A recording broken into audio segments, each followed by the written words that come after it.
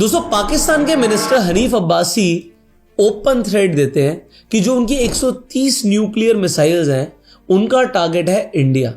नाम लेते हैं वो गोरी, शहीन, गजनवी। ये चौकों में सजाने के लिए नहीं हमने रखे हुए, ये हमने हिंदुस्तान के लिए रखे हैं बाबा। ये जो 130 एटॉमिक हमारे पास वेपन है वो हमने सिर्फ मॉडल बनाने के लिए नहीं रखे हुए, और आपको पता ही नहीं कि हमने पाकिस्तान के किस किस हिस्से में रखे हुए हैं। बट आप सोचिए, क्या इस वक्त पाकिस्तान सच में एक वॉर अफोर्ड कर सकता है? कितना पैसा लगने वाला है इस पूरे वॉर के अंदर, इंडिया का भी पाकिस्तान का भी, इसे हम डिटेल में समझेंगे और क्लियरली समझेंगे कि अगर ये वॉर होता भी है तो कौन इस वॉर को जीतेगा। पॉइंट नंबर 2, जो नुकसान होने वाला है उसकी भरपाई कौन सा देश जल्दी कर पाएगा। सो जैसे मैंने बोला कि इन्होंने बोल तो दिया कि भैया इनकी न्यूक्लियर मिसाइल्स इंडिया को टारगेट कर रही हैं, बट अभी के हिसाब से इनकी मिलिट्री स्ट्रेंथ क्या है, इनका बजट क्या है, ये सब कुछ अब हम डिकोड करते हैं। सबसे पहले चलते हैं और आपको दिखाते हैं कि इंडिया के पास जो एक्टिव मिलिट्री है वो कितने लोगों की है। इंडिया के पास जो एक्टिव मिलिट्री का नंबर है वो है 13,25,000 के आसपास, और पाकिस्तान के पास 6,20,000 लोगों की एक्टिव मिलिट्री है। अब हम जब न्यूक्लियर वेपन्स की बात करते हैं तो इंडिया और पाकिस्तान का नंबर ऑलमोस्ट बराबर के आसपास जाता है। ऑल्दो पाकिस्तान बोल रहा है भैया हमारे पास 130 न्यूक्लियर वेपन्स है, इंडिया के पास 110 है। अब एक कमाल की बात बताऊं आपको, ये जो पाकिस्तान के पास न्यूक्लियर वेपन आए ये तब आए जब इंडिया ने अपना पहला सक्सेसफुल न्यूक्लियर टेस्ट कर लिया था। बट किसकी मदद से आए? चाइना की मदद से। और जब पहली बार ये न्यूक्लियर टेस्ट हुआ तो चाइना ने अपनी जमीन पर पाकिस्तान को अलाउ किया न्यूक्लियर टेस्ट करने के लिए। तो क्या कहीं ना कहीं चाइना मिला हुआ पाकिस्तान के साथ? कमेंट करके जरूर बताइएगा। अब जब हम अटैक हेलीकॉप्टर्स की बात करते हैं, देखो हेलीकॉप्टर्स तो इंडिया के पास 900 से ऊपर है और पाकिस्तान के पास 300 के आसपास है। तो यहां पर ये मत सोचिएगा कि अगर अटैक हेलीकॉप्टर 19 लिखा है तो हमारे पास हेलीकॉप्टर्स कम है। सो इंडिया के पास 900 प्लस हेलीकॉप्टर्स हैं, पाकिस्तान के पास अटैक हेलीकॉप्टर्स 52 है, पर टोटल 350 के आसपास है। फाइटर एयरक्राफ्ट जो हमारे पास है, देखो फाइटर एयरक्राफ्ट और टोटल एयरक्राफ्ट में फर्क है। सो टोटल एयरक्राफ्ट इंडिया के पास अगेन 2000 से ऊपर है, बट उसमें से जो फाइटर एयरक्राफ्ट, जैसे हम रफेल की बात करते हैं तो 9 रफेल भी हमारे पास जो हमने फ्रांस से खरीदे हैं। तो फाइटर एयरक्राफ्ट हमारे पास है 679 और पाकिस्तान के पास है 304। अटैक एयरक्राफ्ट की जब हम बात करते हैं तो 809 अटैक एयरक्राफ्ट है इंडिया के पास, पाकिस्तान के पास है 394।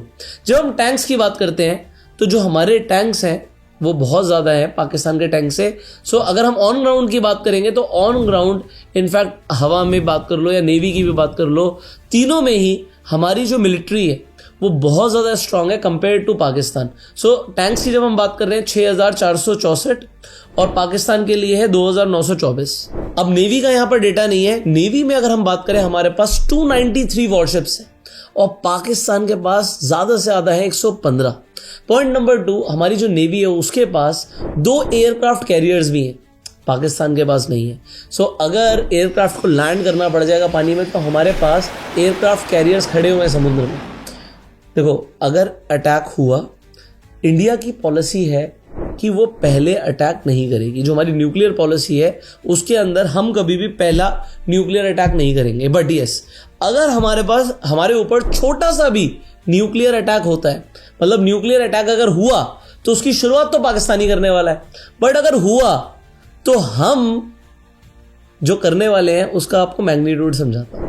ये जो 130 न्यूक्लियर वेपन्स की बात करता है पाकिस्तान, इनके पास छोटे बड़े सारे मिलाकर ये टोटल न्यूक्लियर वेपन्स हैं। जो हमारे पास न्यूक्लियर कैपेसिटी है उसके अंदर छोटी मोटी जगह नहीं, पूरे पूरे शहर उड़ सकते हैं। तो कहने को ये नंबर इंडिया के पास 110 है, बट इसका मैग्नीट्यूड जो इंटेंसिटी है वो बहुत ज़्यादा है। बट फिर भी हमारा सवाल ये है कि भाई ठीक है हमारे पास मिलिट्री फोर्स ज़्यादा है, सब कुछ सही है, बट क्या पाकिस्तान अफोर्ड कर सकता है हमसे जंग लड़ना? चलिए समझाता हूँ। जब कारगिल का वॉर हुआ था तो लगभग ये 2 महीने के लिए चला था। ये कन्फ्लिक्ट 2 महीने की थी। इस 2 महीने के अंदर जो अप्रॉक्सीमेटली खर्चा बताया जाता है, ऑल्दो कहीं पर भी मुझे ऐसा ऑफिशियल नहीं मिला, बट इंटरनेट पर जब हम इसे समझने की कोशिश करते हैं तो जो आर्टिकल्स हैं उनके थ्रू ये डेटा सामने आता है कि इंडिया का लगभग 5,000 से 10,000 करोड़ खर्च हुआ कारगिल वॉर के ऊपर। अब ये जो हम बात कर रहे हैं ये हम बात कर रहे हैं 26 साल पहले की। आप मुझे कमेंट्स में बताइएगा कि कारगिल का वॉर कब हुआ था। मैंने आपको आइडिया तो दे दिया, पॉइंट यहां पर यह है कि इंडिया के तब लगभग मान लीजिए 10,000 करोड़ खर्च हुए थे। अगर हम मान के चलते हैं कि पाकिस्तान को भी इक्वली खर्चा करना पड़ा तो आज की रेट में वो कितना बड़ा खर्चा होगा। सो आप सीधा सीधा इन्फ्लेशन से एडजस्ट कर दीजिए। अगर मैं कहता हूं ज्यादा नहीं 4.5% की भी इन्फ्लेशन है, अगर तब 10,000 करोड़ का खर्चा हुआ था तो अब जाकर 31,400 करोड़ से ऊपर का खर्चा होगा। अब 31,400 करोड़ रुपया इंडिया के लिए कितना बड़ा है और पाकिस्तान के लिए कितना बड़ा है, इसे भी समझ लेते हैं। देखिए, जो पाकिस्तान की जीडीपी है वो है $374 बिलियन की।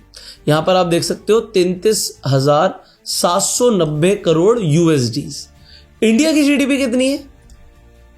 3,57,00,000 करोड़ USD की। तो हमारे जीडीपी में कोई कंपैरिजन नहीं है। अब अगर ये खर्चा होता भी है तो हमारे जीडीपी का ये बहुत नॉमिनल सा परसेंटेज है। ऑल्दो फर्क इंडिया को भी पड़ेगा बट पाकिस्तान के जितना तो नहीं पड़ने वाला। जब हम इंडिया के फॉरेन रिजर्व्स की बात करते हैं, देखो हमारा अब आज की रेट में जो गोल्ड का प्राइस बढ़ता जा रहा है, जो गोल्ड का भी फॉरेन रिजर्व है, इसे समझिएगा आज की रेट में हम 7th नंबर पर आते हैं पूरे वर्ल्ड के अंदर गोल्ड रिजर्व्स के अंदर। 2015 तक हम 10th नंबर पर थे। आज हमारा जितना भी फॉरेन रिजर्व्स है उसका 11.35% गोल्ड के अंदर है। अब अगर वॉर होगी तो गोल्ड का प्राइस शूट अप कर सकता है, हमारा फॉरेन रिजर्व और ज्यादा स्ट्रांग रहेगा। पाकिस्तान के पास कितना गोल्ड है? ऑल्दो पाकिस्तान के अंदर भी डिस्कवरी हुई है कि वहां पर गोल्ड मिल सकता है। दरअसल पाकिस्तान में 653 टन यानी करीब 28,000 किलो सोने का भंडार मिला है। इस सोने के भंडार की कीमत करीब 800 अरब पाकिस्तानी रुपए आंकी जा रही है। कंगाल पाकिस्तान में 800 अरब पाकिस्तानी रुपए का सोना मिलने की खबर दुनिया भर में सुर्खियां बनी हुई है। बताया जा रहा है कि पाकिस्तान को पंजाब प्रांत में सिंधु नदी के तट पर अटक के 32 किलोमीटर के एक खास इलाके से ये सोना मिला है। पर रिजर्व में कितना बड़ा है वो आप खुद जानते हैं, ठीक है। अब कितना रिजर्व में फॉरेन करेंसी है वो भी देख लेते हैं। तो पाकिस्तान का जो फॉरेन एक्सचेंज रिजर्व है वो है $15 बिलियन का। देखो, अगर आज की रेट में इन्हें IMF से बेल आउट नहीं मिलता, IMF इन्हें पैसा नहीं देता, है ना, तो होता क्या कि इनके पास 2-3 महीने का भी पैसा नहीं था देश चलाने के लिए। और पाकिस्तान ऑक्यूपाइड कश्मीर जो एरिया है, देखो इन्होंने पूरे पाकिस्तान के अंदर गेहूं के ऊपर, वीट के ऊपर सब्सिडी दे रखी है। बट जो पाकिस्तान ऑक्यूपाइड कश्मीर है, कहीं ना कहीं पाकिस्तान को भी पता है कि ये इंडिया का ही पार्ट है। जो वीट की सब्सिडी है वो पाकिस्तान ऑक्यूपाइड कश्मीर वाले एरिया में नहीं है। और वहां पर जो लोग हैं वो भी चाहते हैं कि वो इंडिया का पार्ट बन जाए। जहां तक मेरा ख्याल है, हमें इस वक्त इंडिया की बहुत ज्यादा जरूरत है। हमें जरूरत है। हो सकता है अगर वॉर हुआ तो इस बार पाकिस्तान ऑक्यूपाइड कश्मीर हमारा होगा। वो कमेंट में आप लिख सकते हो इंशाल्लाह, है ना, होगा हमारा। इंडिया का जो फॉरेक्स रिजर्व है वो कितना है? 665 बिलियन का। यहां पर देखो 15 बिलियन और 665 से 15 बिलियन कम भी कर दोगे ना तो इंडिया को ज्यादा फर्क नहीं पड़ेगा। पूरे पाकिस्तान के फॉरेन रिजर्व को आप इंडिया से कम कर दोगे तो इंडिया के फॉरेन रिजर्व पे इतना फर्क नहीं पड़ता। बट यस, पाकिस्तान को बहुत फर्क पड़ता है। अब मैं आपको एक सिंपल सा कैलकुलेशन समझाता हूं, ऐसे ना रुपीज में आपको समझ आएगा। ये जो 15.6 बिलियन डॉलर्स है, आप 15.6 बिलियन डॉलर्स ले लो, इन रुपीज कर दो तो ये होता है 1,31,000 करोड़ रुपया। अब इसमें से अगर 30,000 करोड़ का खर्चा हो जाएगा तो इनके पास तो इतना पैसा है नहीं। पॉइंट नंबर 1, इन्हें मदद लगेगी इधर चाइना की या किसी और फॉरेन कंट्री की। कौन कौन सी फॉरेन कंट्रीज पाकिस्तान को सपोर्ट कर सकती हैं आप कमेंट्स में बता सकते हो। हमें भी पता है कुछ कंट्रीज पाकिस्तान को सपोर्ट कर सकती हैं apart from China. But India को कौन सपोर्ट कर सकता है? यूएस सपोर्ट कर सकता है, रशिया सपोर्ट कर सकता है। ऑल्दो फिलहाल के रिजर्व्स को देख के तो लग नहीं रहा कि हमें सपोर्ट की जरूरत पड़ेगी भी। बट अगर पड़ी कोई और, जैसे चाइना आ गया, भाई मैं पाकिस्तान का सपोर्ट में खड़ा हूं, तो यूएस हमारे साथ पक्का खड़ा हो जाएगा और रशिया तो हमारा दोस्त है ही। बट पॉइंट यहां पर यह है, 1,31,000 करोड़ में से हम 30,000 करोड़ की बात तब कर रहे हैं जब हम कारगिल का वॉर याद कर रहे हैं। तो कारगिल का वॉर जब हुआ था तब मिलिट्री पर उतना खर्चा नहीं होता था, तब उतनी एडवांस वेपन्स नहीं थे और कारगिल की लड़ाई कारगिल के आसपास के एरिया में हुई थी। इस बार हमारा जितना बड़ा बॉर्डर है पाकिस्तान के साथ, उस पूरे बॉर्डर से इंडिया कहीं पर भी घुस सकता है। एक बार इंडिया लाहौर के अंदर घुस गया था। वो कब घुसा था वो भी आप कमेंट करके बताइएगा। तो हमने लाहौर में जाके इंडिया का फ्लैग लहरा दिया था, और अगर इस बार कुछ होता है तो हो सकता है पूरे पाकिस्तान के अंदर इंडिया का फ्लैग लहरा दे इंडिया। सो पॉइंट यहां पर यह है कि इतना पैसा पाकिस्तान के पास नहीं है, दे can not afford the war. और अगर उन्होंने ऐसी बेवकूफ़ी करी तो इससे पहले क्या हुआ था उसे समझिए। जब इन्होंने ऐसी बेवकूफ़ी पहले करी थी और जो इनका पाकिस्तान स्टॉक एक्सचेंज है वो 2000 पॉइंट से गिर गया था 5 मिनट के अंदर। जैसी ट्रेडिंग शुरू हुई 5 मिनट के अंदर 2000 पॉइंट से ज़्यादा गिर गया ऑन 24 अप्रैल, जब इंडिया ने सस्पेंड कर दिया था इंडस वाटर ट्रीटी को। तो वहां पर तो खौफ का माहौल चल ही रहा है। पॉइंट नंबर 2, इनके मिनिस्टर्स आके भाषण देते हैं। पॉइंट नंबर 3, इनके पास पैसा है नहीं, so they can not afford the war. ये तो हमें समझ आ रहा है। इंडिया का जो मिलिट्री एक्सपेंडिचर है, जो हमारा मिलिट्री का बजट है, वो है 86 बिलियन का, और पाकिस्तान का है सिर्फ 10 बिलियन का।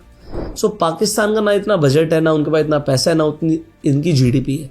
मिनिस्टर्स आके फालतू का भाषण देते रहते हैं कि भैया जंग होगी, हम लड़ेंगे। इसी सिंधु दरिया के साथ खड़े हो सखर में, इसी सिंधु दरिया के साथ खड़े हो के भारत को कहना चाहूंगा कि सिंधु हमारा है और सिंधु हमारा रहेगा। या इस दरिया से हमारा पानी बहेगा या उनका खून बहेगा। तुम्हारे हाथ में कुछ है नहीं, खाने को है नहीं। अगर मैं अगेन आपको बताऊं, आज की रेट में जो पीओके है, पाकिस्तान ऑक्यूपाइड कश्मीर है, वहां पर जो लोगों का बिजली का बिल आता है, उस पर बिल के ऊपर गवर्नमेंट अलग से टैक्स लगा रही है सिर्फ पाकिस्तान ऑक्यूपाइड कश्मीर एरिया के लोगों के ऊपर। 7-8 हज़ार टैक्स लगाया। फिर वो जो अपना पानी जो बनाती बिजली उसका टैक्स ज़्यादा डाला उन्होंने, तकरीबन डाल के तकरीबन 24,000 रुपया बिल आ गया। तो अब ये हम कौन गरीब आदमी कहाँ से देगा, हम कहाँ से देंगे, हम तो मर गए हैं ये चीज़ में। मे बी वो उन्हें पाकिस्तान का पार्ट समझते ही नहीं है, बट वहां पर रिवॉल्ट चल रहा है अभी बहुत जबरदस्त तरीके से।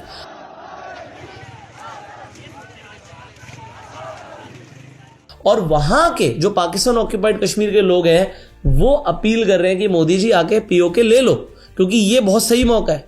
इस वक्त हम भी आपसे जुड़ना चाहते हैं, हम पाकिस्तान से हटना चाहते हैं, बट पता नहीं ये वॉर क्यों करना चाहते हैं, बट इंडिया तो रिटेलिएट करेगा ही करेगा। अब अगर वॉर होता है तो पाकिस्तान को सबसे बड़ा झटका कैसे लगेगा ये मैं आपको समझाता हूं। देखो, लोन्स ऑलरेडी हैं, कर्जे में डूबा हुआ है पाकिस्तान। अब वॉर का खर्चा और आ जाएगा, पैसे है नहीं, तो इन्हें दोबारा से कटोरा लेके जाना पड़ेगा आईएमएफ के पास।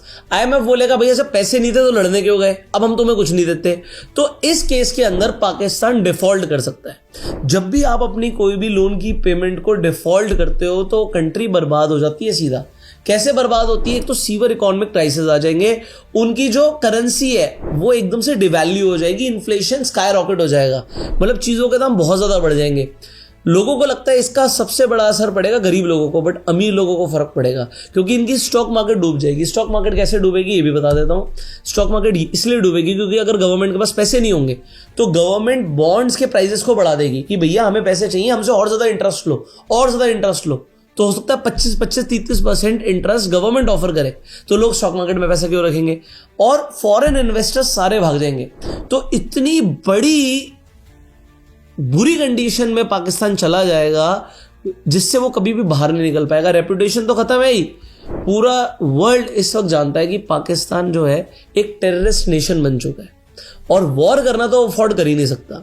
तो यहां पर होगा क्या, इंडिया घुस के मारेगा। अगर वो उल्टा मारने आए तो पैसे लगेंगे, पैसे हैं नहीं, और डिफॉल्ट करने के चांसेस बहुत ज्यादा है। और मैं आपको क्या बताऊं, जो इनके आर्मी चीफ है ना, यहां पर एक पोस्ट देखिए, ये पाकिस्तान के रिपोर्टर्स खुद बोल रहे हैं कि ये जो अटैक कराया था अभी कश्मीर के अंदर, ये किसने कराया था? वहां के आर्मी चीफ ने कराया है, जिससे अटेंशन डाइवर्ट हो। पाकिस्तान के सेना प्रमुख असीम मुनीर के इशारे पर ही पहलगाम में आतंकी हमला हुआ है। ये खुलासा किसी और ने नहीं बल्कि पाकिस्तान के ही वरिष्ठ पत्रकार आदिल राजा ने किया है।